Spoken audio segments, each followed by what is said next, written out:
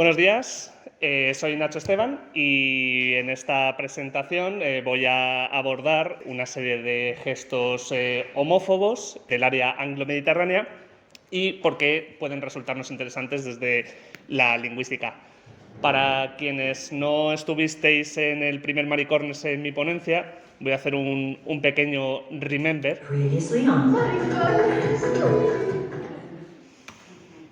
Y decía en aquella comunicación que casi todas las expresiones sexuales denigratorias, tanto las orales como las signadas y las gestuales, suelen dirigirse hacia quien recibe la penetración, es decir, la mujer, el homosexual, etc. En su día lo que traté de demostrar era que efectivamente las orales, las verbales, era así. Tengo la deuda conmigo mismo de completar aquello y tratar de indicar de qué manera también con gestos y otro tipo de signos visuales.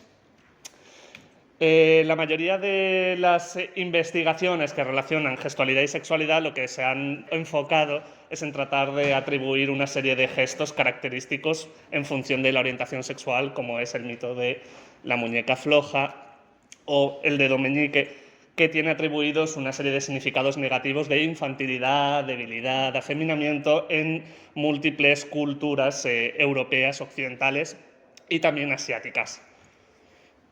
Incluso hay esta historia de Glenn Burke, uno de los primeros beisbolistas que salió del armario, que popularizó chocar los 5.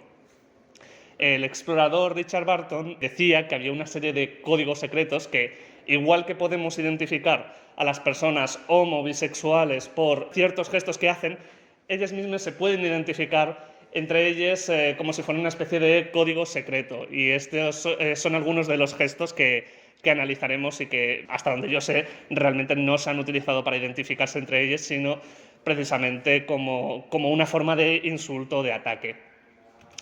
¿Cómo puede un gesto insultar? Sabemos que la comunicación es multimodal, transcurre a través de múltiples canales y muchos de ellos simultáneos. Yo puedo estar hablando y a la vez haciendo una serie de gestos porque discurren por canales distintos. Hay algunos estudios que demuestran que también las agresiones no verbales, las agresiones simbólicas, son percibidas como hirientes por los hablantes o por los signantes. Acá habría preguntarse si entonces puede haber gestos que sean intrínsecamente injuriantes o insultantes. Los gestos tienen una función principalmente expresiva y pueden desempeñar muchas funciones comunicativas. Los estudios que hay sobre descortesía parecen apuntar a que efectivamente se utilizan estos signos en muchas ocasiones para actos descorteses. Desde Bourdieu sabemos que la LGTB-fobia es un hábitus encarnado en prácticas individuales y sociales. La injuria constituye al sujeto disidente como otredad. En el caso de las relaciones entre varones, se les atribuyen una serie de prácticas y se hacen referencias despectivas a esas prácticas como el sexo anal o como pueden ser las felaciones. Esto simboliza lo que Bakhtin denominaba ideologemas, es decir, la naturalización de una ideología mediante el signo lingüístico. El gesto que deviene símbolo oculta así su origen infamante, que sin embargo permanece siempre en potencia y susceptible de actualización en el habla.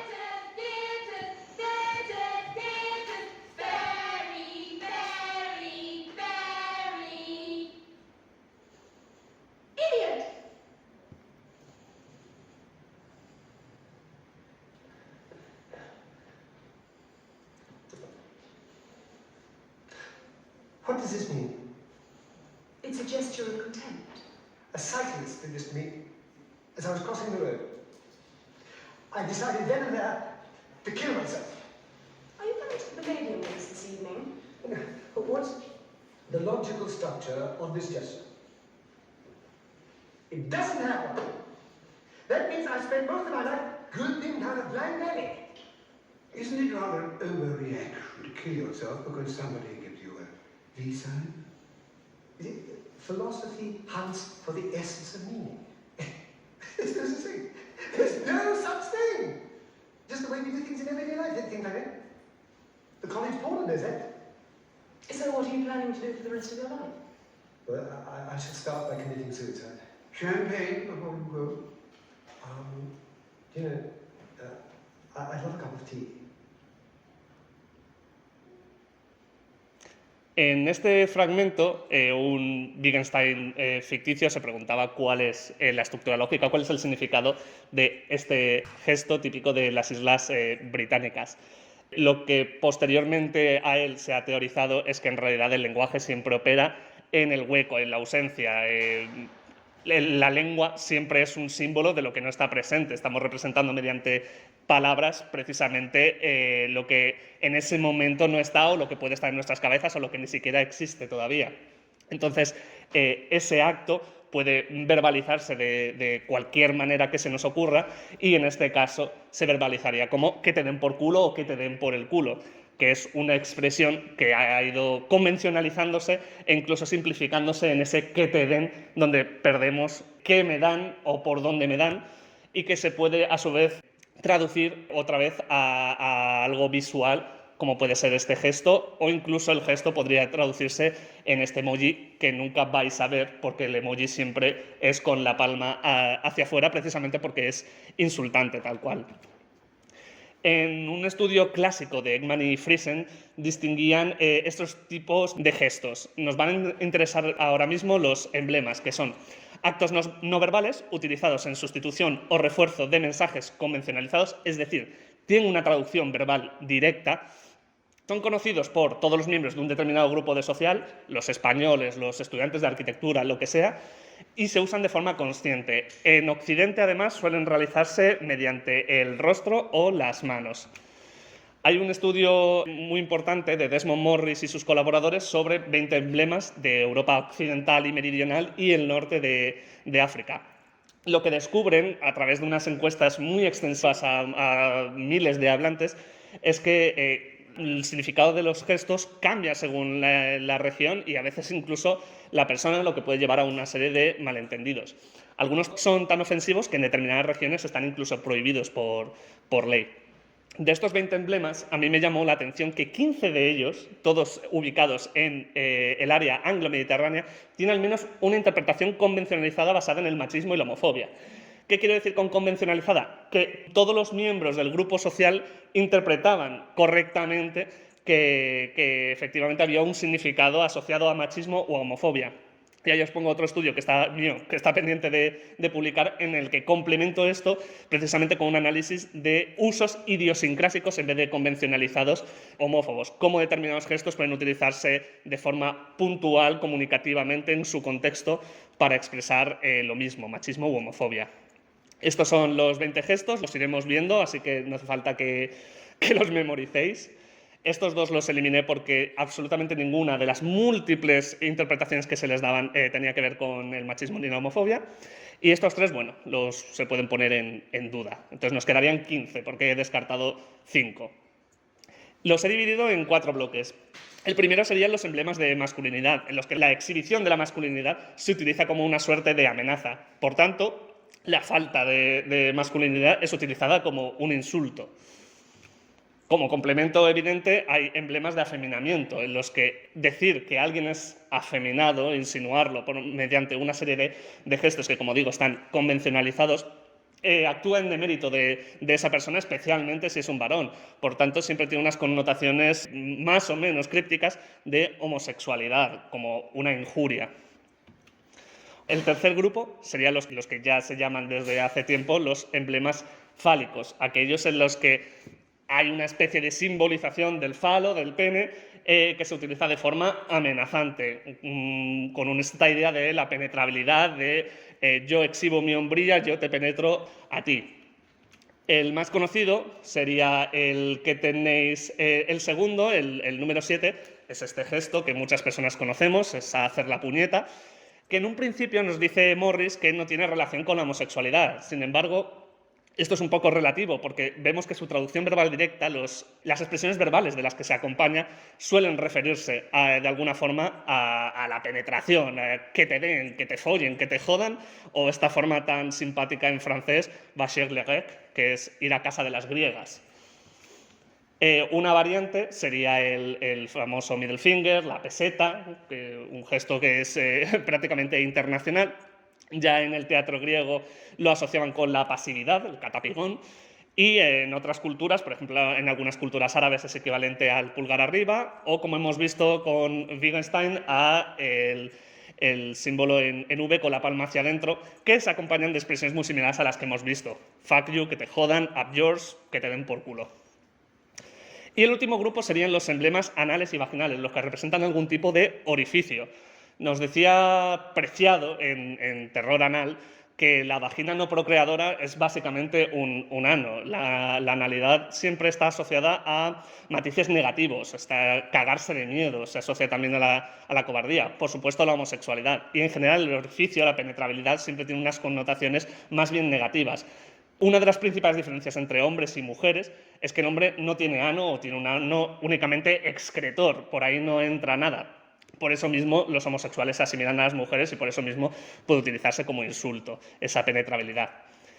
Cuando hice este estudio hace tiempo se me ocurrió si esta gestualidad se extendía a una de las principales formas de comunicación gestual, visual, que serían las lenguas de signos de la misma región de la anglo-mediterránea. Como en el caso de los gestos, las principales investigaciones lo que analizaban era si también existe algún tipo de variación en función de la orientación sexual en las lenguas de signos. En el caso de las lenguas de signos, claro, la comunicación multimodal transcurre a través del mismo canal. Ya no estoy acompañando lo que estoy diciendo oralmente de una serie de gestos que lo contradicen, lo refuerzan o lo complementan. Se mezclan, forman un continuo. No siempre es evidente dónde termina el signo y dónde empieza el gesto y viceversa. En el caso de los estudios sobre la llamada gay sign variant, la variante gay o podríamos matizar, se indican precisamente que podrían compartirse estos gestos que veíamos al principio de la muñeca o del meñique. Esto lo que nos apunta es que hay probablemente algún tipo de variación socioquinésica asociada, o si no a la orientación sexual, a las orientaciones disidentes, y estamos hablando tanto de gestos como de signos, y en el caso de la extensión del meñique, los estudios parecen apuntar a que se trata de un kinestema, es decir, un elemento submorfemático que en distintas culturas tiene el mismo significado, en este caso siempre tiene connotaciones negativas y por eso también se asocia muchas veces con la homosexualidad o con la feminidad. Quería mirar rápidamente algunos insultos en lengua de signos estadounidense para ver cómo comparten esta idea del middle finger, como de la peseta, el dedo medio, como penetración. También aparece en la forma clínica de decir homosexual, a pesar de que aquí no parece tener ese significado penetrador, pero sí lo vemos, por ejemplo, en una forma despectiva de decir Filadelfia, de insultar a la gente de Filadelfia. ¿Por qué hablo de Estados Unidos si estamos en la región anglo-mediterránea? Estas son las tres formas principales de decir gay en ASL, en lengua de signos estadounidense. Vemos, por ejemplo, que la segunda es como un toque en la oreja, es decir, un pendiente. Ser gay es ser como una mujer, que son las que llevan pendientes. De hecho, en lengua de signos española, esta es la forma de decir mujer. O la tercera forma de decir gay es muy parecida al chick stroke, es un poco más estrecho. Y, entre otros motivos, se considera peyorativo porque, bueno, generalmente en ASL los signos relacionados con lo varonil se signan de la mitad para arriba y los relacionados con las mujeres de mitad para abajo. O sea, nuevamente una asociación entre feminidad y homosexualidad masculina, se entiende. Y claro, estos gestos se han trasladado a otras lenguas y, por ejemplo, la forma de decir gay u homosexual en francés es precisamente haciendo el pendiente.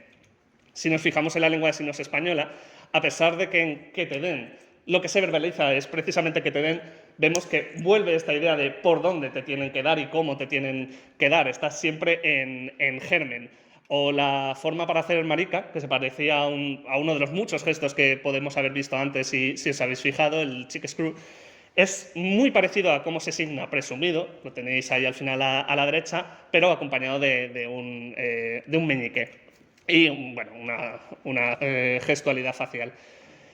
También la lengua de signos española también funciona como un núcleo irradiador para otras lenguas del área anglo-mediterránea, entonces vemos que la forma arcaica muy despectiva relacionada con la penetración de decir gay es la forma neutra de decir gay u homosexual en otras lenguas de signos, por ejemplo la turca, o la forma de decir maricón en lengua de signos española es la forma neutra en italiano y en la lengua de signos italiana y en la lengua de signos británica.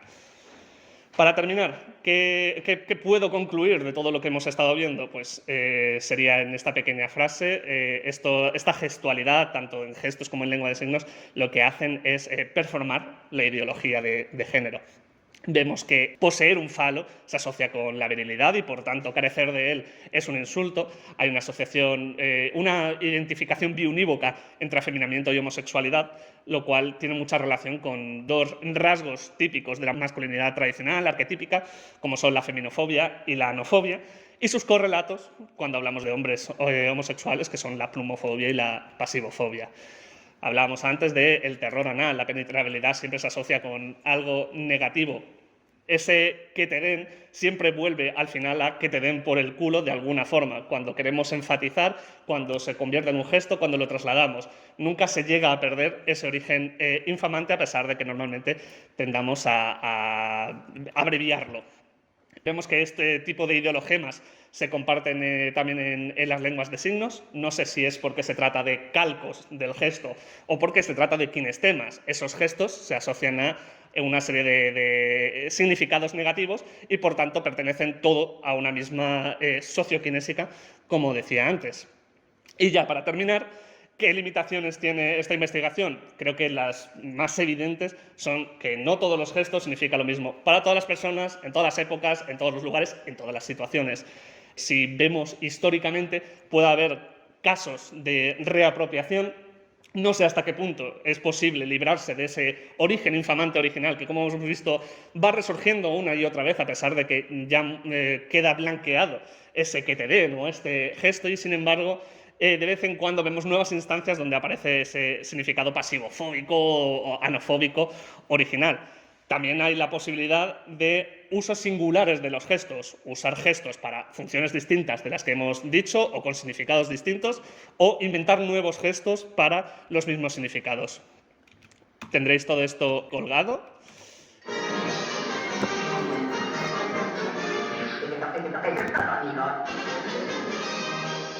Y eso es todo, amigues.